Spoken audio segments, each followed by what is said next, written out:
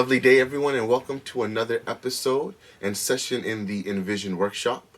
If you haven't met me, I'm Damari Hanson, CEO and founder, and make sure that you like, subscribe to the content to stay connected to what's happening in the community because I'm telling you, you don't want to miss what's coming out. Make sure notification bell, all that.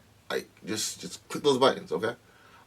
Because really, when it comes to the mission behind Envision, we want to make sure that all of you as our partners are equipped to succeed every time. And that's what we're going to tackle today. How to make sure that you obtain consistent results. Now, the thing is, all of us are investing something. Whenever it comes to our vision, we are investing our time. We're investing our energy, emotions. That frustration really starts kicking in when you are really passionate about something and you're not seeing the results. And when it comes to pursuing a vision, you want to make sure that you have consistency behind your results, because if not, you don't want to hope things work. You need it to work. And you want to make sure that when you are investing all of these things, these resources, that it will. And so the thing I want to really drive home in today's session is that without structure and order in your business, you will continue trying to achieve success instead of living a lifestyle of success. There comes the point where you need to take view of what you're doing and ask yourself, is my life chaotic? Does it feel as though I'm able to be in control of the decisions I'm making, how I'm making it? Does it feel like I'm organized? If you are not, you are putting yourself in the position where you will be investing all of the right things, but in the wrong way. And that was what happened to me. When I first started trying to build a business, I felt disorganized with how my life was. And it really wasn't until I wanted to build something that I realized just what that looked like. I would, on some days, use the calendar, be accountable to what's going on, and other days, I would freestyle it. And by doing that, I realized I was not able to have consistency in actually progressing and building my business. I didn't have a stable foundation that I could use and then get repeated successes because I did what worked. And so this is unfortunately how a lot of us are treating our business right now. We are going on the day-to-day basis with different approaches trying to get the same outcome, and that is insanity. Like trying to do different things and get the same result, trying to do the same thing that clearly didn't work and get an outcome you've never had. All of that is insanity.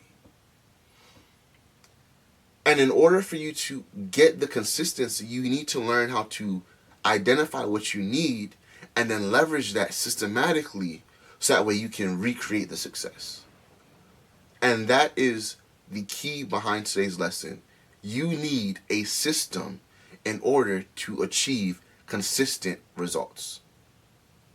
If you do not have a system, you will find yourself living disorganized and chaotically and struggling to recreate the same results every single time. And so I want to show you how to implement a system that uses the same inputs to deliver the same results so that way you can scale your business. If you get a system, I guarantee you, you will be able to achieve the same level of success every single time. And from there, begin to put your business in the position for it to scale into the future. And so with that, what is a system? Because I've been talking about system. Y'all probably understand that's what you need, right? I said it. You need a system. But what is that? A system is a group of related things or parts that when they come together, they as a whole accomplish a common purpose. Breaking that down, it means if I take a lot of different things together and I put them side by side, knowing that together they will accomplish the intent I have a system. And so, how do you build a system? Is what we're going to dive into today. And so, let's just get right into it. The first step is exploration. Take a breath, breathe, and listen to what I'm about to say. Every successful business that you have seen started off in the realm of exploration. It is the place where you are trying to gain the experience by applying knowledge so that way you can accomplish an outcome. This is the place where you know what you want at the end of it, but you have not yet understood how to get there. Breathe. It is okay to be here. In today's world, we always want to move fast, and we always want to be comparing ourselves to what everyone else is doing. When it comes to exploration, enjoy your process, because the more that you can be intentional about the things that happen in this phase, the better the system will work for the audience to drive the outcome that you're looking for. This is the place where you make hypotheses about what it is you want at the end and how you get there. So this is a place where you get to be creative and create a system that is unique to you and your business. Don't try to just copy what someone else does. Don't try to just follow the latest trends. Enjoy this part of the process, because if you do, you'll have something that works every time, but it works every time for you, your audience, your business. And that authenticity can't be copied. I think too, that experience I talked about earlier, trying to create a business.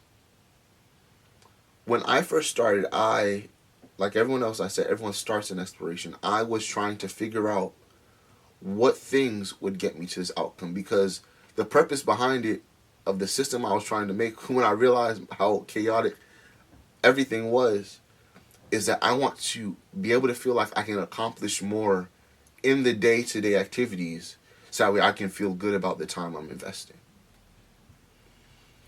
And as I was going through the exploration phase, I will be honest, I'm not a morning person. I struggle.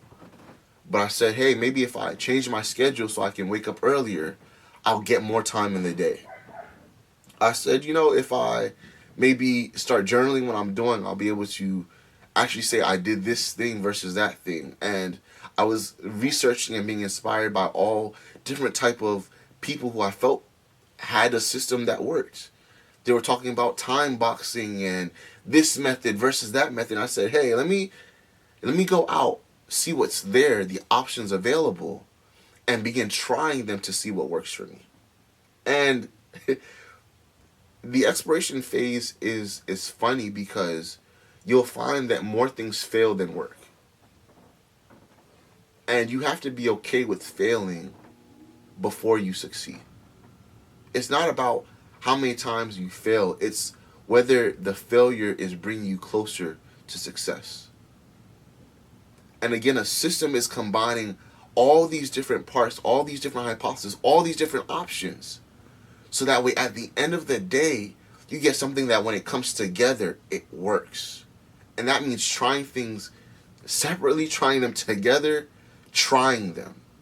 And the driving force behind exploration is it's not theory, it's experience.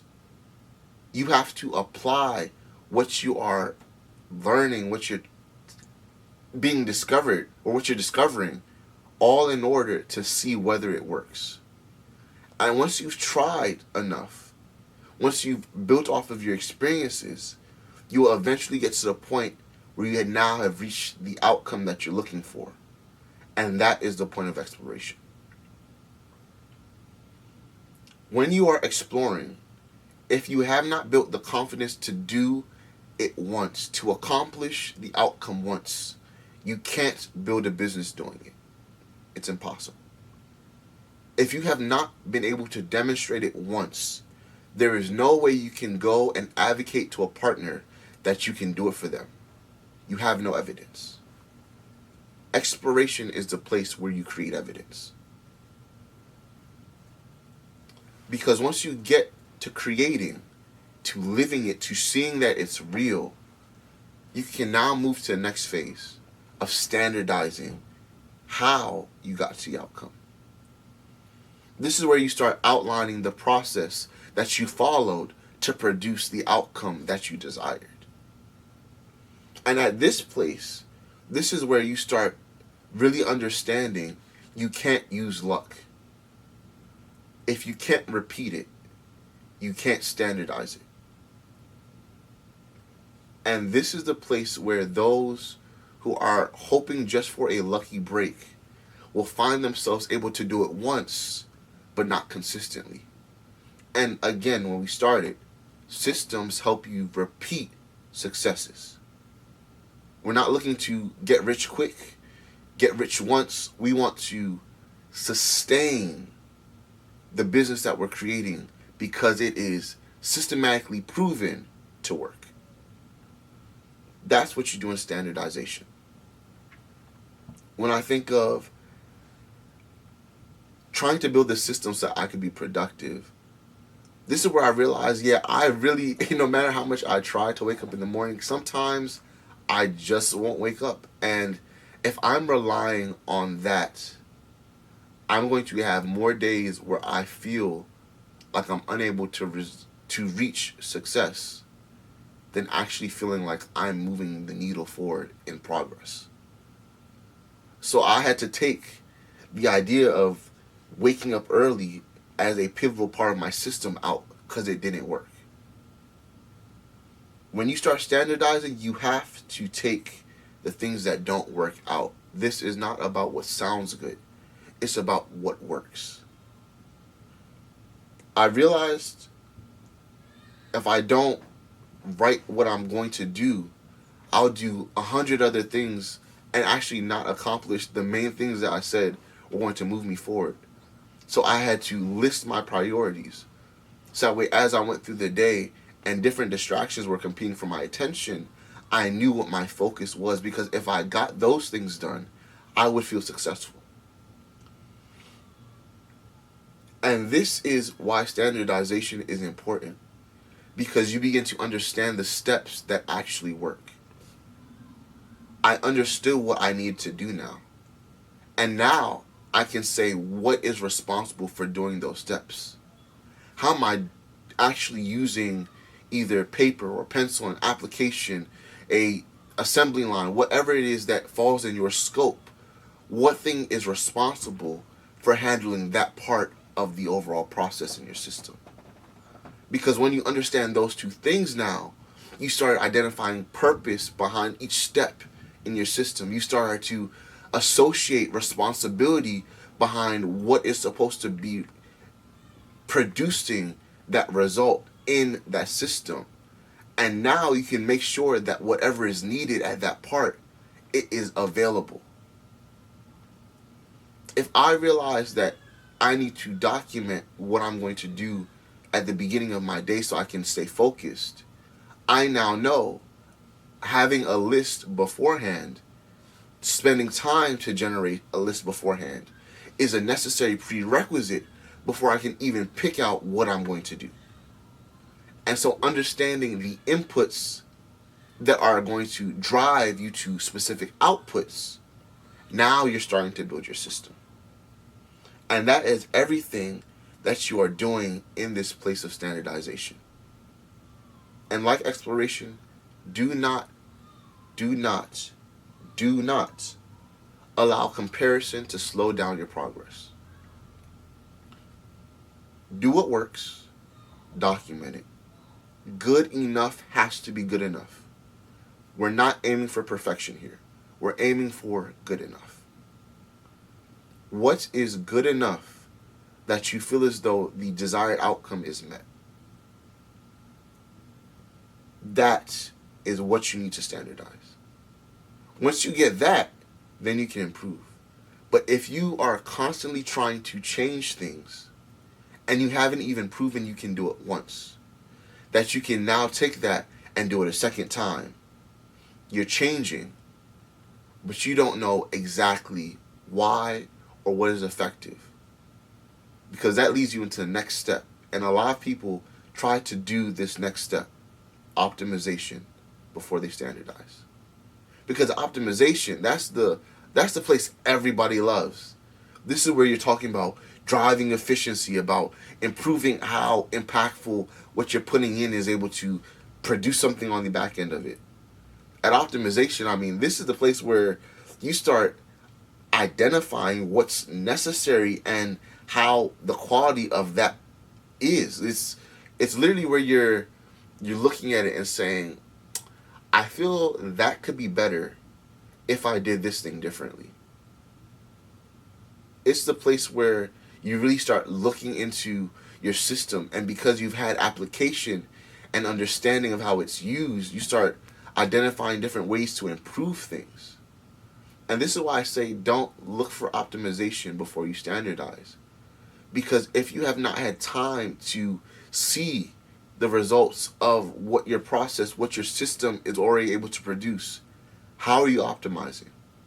How will you know how impactful the change you made had to the results it had previously?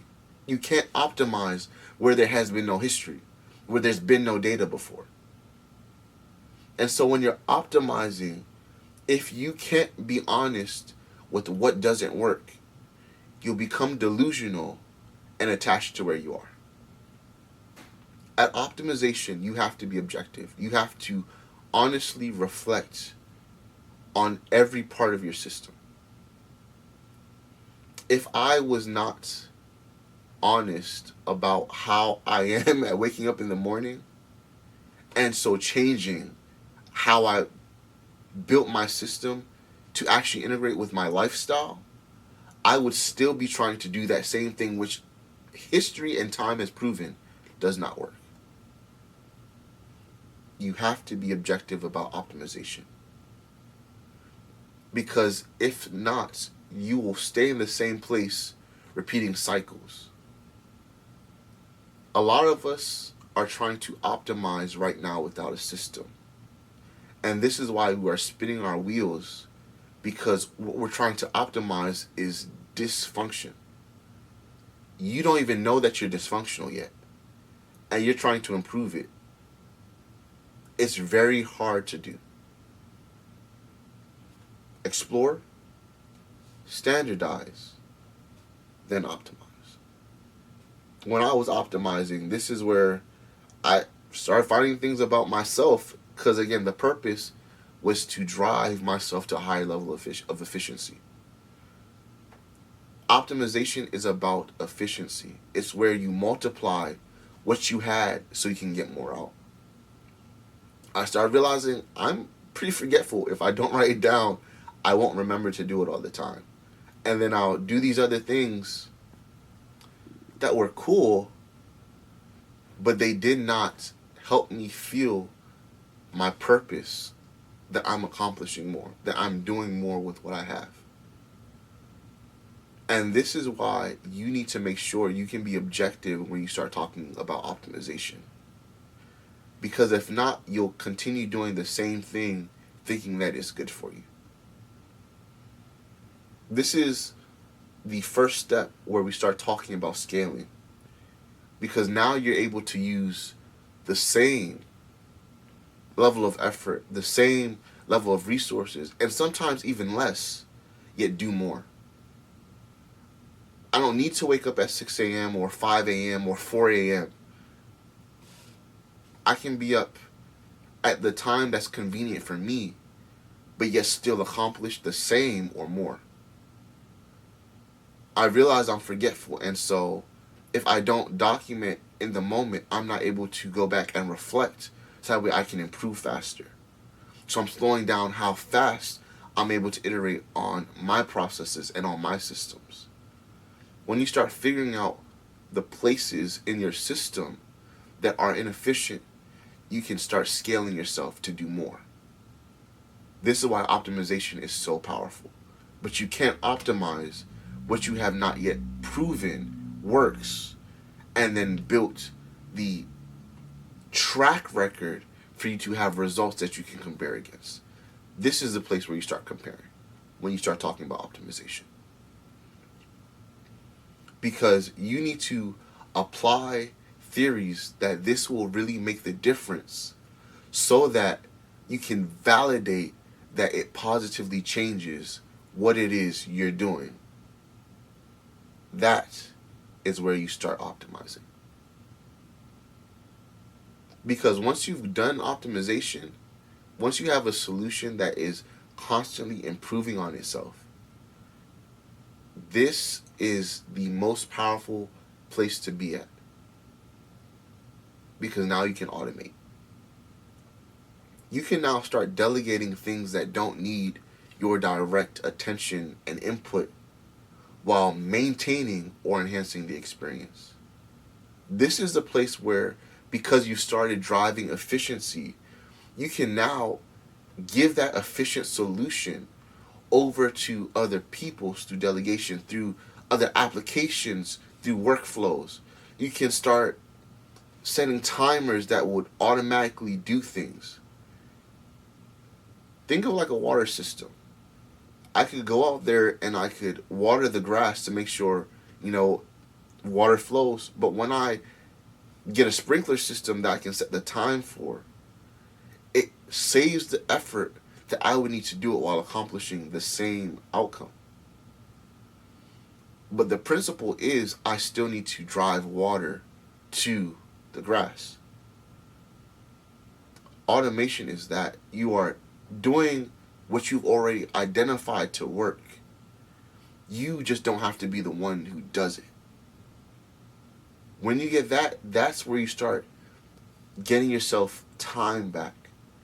That's where you start really seeing how just much is available because you're not the one who has to do it. There is a caveat with automation. I know we all watch those movies, the sci-fis and robots take over the world. I won't give my 2 cents on how I feel about that. But what I will say, when it comes to automation, if you completely remove yourself out of the system, where you no longer are giving inputs, you're no longer doing approvals, you're no longer able to be close enough that you can give insights, you have removed yourself from the system, where now it has the ability to no longer feel, sound like, or accomplish it in the way that is unique to you still for your business. And that makes you replaceable. When you are building systems, as great as it sounds for you to do nothing, unless you really want to have no part of the day-to-day interactions, how your business is going through, making decisions, growing, unless you want that level of autonomy, do not automate yourself out of your business. Make sure that you are in the position where you can still drive decisions. You can still engage with your partners. Unless you want to be completely out of your business, do not automate yourself out of it. That's where you become replaceable. But outside of that, getting more time, I'm not mad at it. If I only need to step in at the point where the partner really needs my input to give them that solution that comes from me, something that nothing else can replace, the unique insights that I have, I'm still important to the system. I just can now take myself out of the parts where I don't need to do it. And this is the balance between passively engaging and sacrificing the ability to oversee your business. This is how you can go from having an idea to consistently generating value to then putting yourself in the position where your business can do a lot of the hard work for you and you drive the direction instead of all of the work. This is how you scale, because you are doing more with less. This is why you need a system. If you do not have a system, I'm going to challenge you over the next 90 days to partner with me as I go through my system that leverages our sleep framework, so that way we can take you from the end-to-end, step-by-step process of creating a system unique for your business. We will make sure that we start you at the beginning, all the way to the point where you can automate your business. But we want to make sure that we are able to give you the foundation that will allow you to grow your business to that point.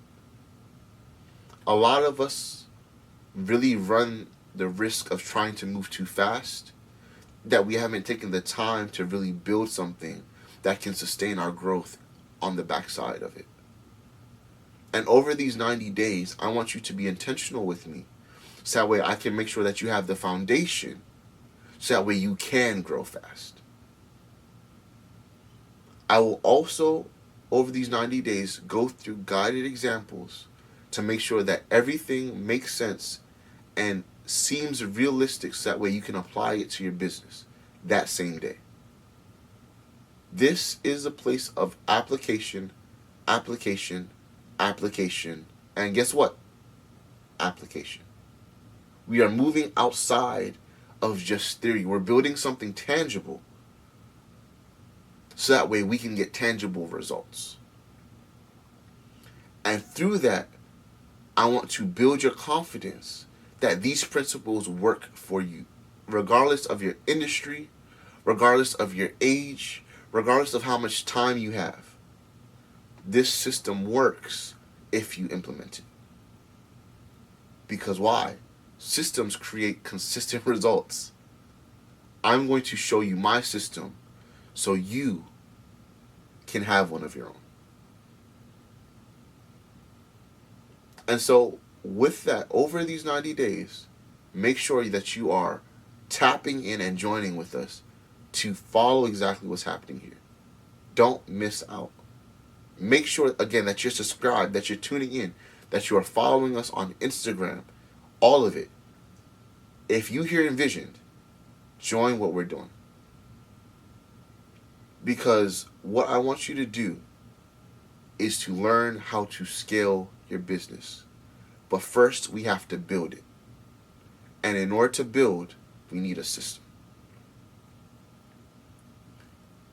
I want you, by the next time that we share our next session, to follow these steps to make sure you are being proactive with building your business. Go through and identify what system you are using to handle your end-to-end process of operations of your business today. For those who do not have a business, it's okay. It is okay. What I want you to do is figure out how you are currently trying to set up your time to build your business. That is your first step. But for those that do have businesses, start trying to map out and identify what your system looks like. Go through and really take inventory about how well your system is working for you today. Identify the gaps. What doesn't feel like it's working well? What's really like getting you those results consistently? What are the inputs? What are the outputs of your system? Make sure that if you are a business right now, you can start defining what your system looks like. So that way, as we go through these weeks that are coming up, that we can make sure that we start driving efficiency to scale your business. The only thing standing between you and the consistency that you desire is a system. This is what will give you those results time and time again. So that way you can live and not work. You can deliver and not hope. All of this stability comes by having a system that works for you. At Envision, we have the motto that we are rooted in purpose and grounded in reality. Your purpose is what will drive what your system has to accomplish. This is the forefront of what you need the system to do at the end of it. After that, you need to be honest with where you are, because that's your reality. You cannot work out of any space except for right now, which is your reality. But when you understand where you are, when you understand what you have around you, now you can prepare to live for your future.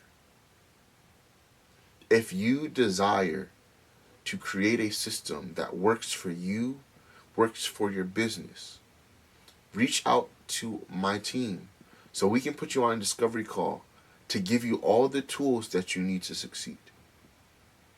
We talked about it. You need a system. And at Envision, we have developed a system so that way you can create value, you can obtain freedom, and you can build wealth. If this is what you're looking for, we will provide you a personalized plan so that way you, based on where you are, can turn your vision into something tangible. Don't hesitate to reach out or connect with us. Leave comments below. Ask your questions. Find myself or my team. But do not be passive and let this opportunity slip you by. Because from where we are going from right now, each week's lesson and material is built on all of the knowledge that came before. And you have to apply it to be caught up in where we're going. Do not be passive. Do not be passive. Do not be passive. If there is something that you need, the way you'll get it is by vocalizing it. Communicate, because we are a community. At Envision, we care about all of our partners. From this day forward, choose to partner with us. I look forward to seeing you all in next week's session. Until then, love, blessings, and peace. As always, this is Damari Hanson, your CEO and founder of Envision. Love.